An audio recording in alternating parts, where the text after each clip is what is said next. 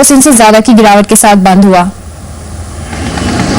SBI के कमजोर नतीजों की आशंका तो बाजार को पहले से ही थी, लेकिन all time gross high NPA के आंकड़े ने बाजार का मूड खराब कर दिया।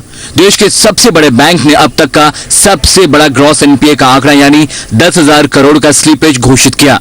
उसमें भी सिर्फ Q1 का नेट एनपीए स्लीपेज 7300 करोड़ का रहा, जो दर्शाता है कि बैंक की बैलेंस शीट कमजोर हुई है।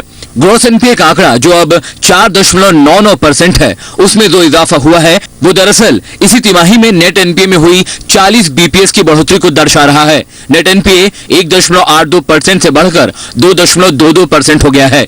बैंक ने कुल मिलाकर पहली तिमाही में 564 करोड़ रुपए के लोन को रिस्ट्रक्चर भी किया है।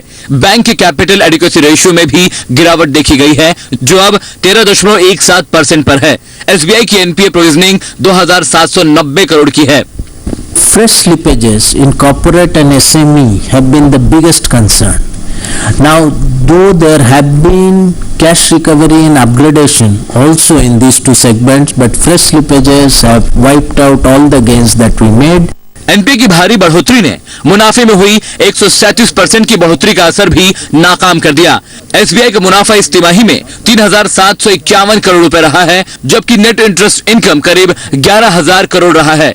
लेकिन एसबीआई के नतीजों में बाजार को सबसे बड़ी चिंता इनके एसएमई कर्ज, कृषि कर्ज और स्टेट इलेक्ट्रिसिटी बोर्ड के कर्ज को लेकर है। ऊपर से कमजोर मानसून और आर्थिक हालात के चलते बाजार को आशंका ये भी है कि एसबीआई की एसेट क्वालिटी में जल्द सुधार दिखना मुश्किल है।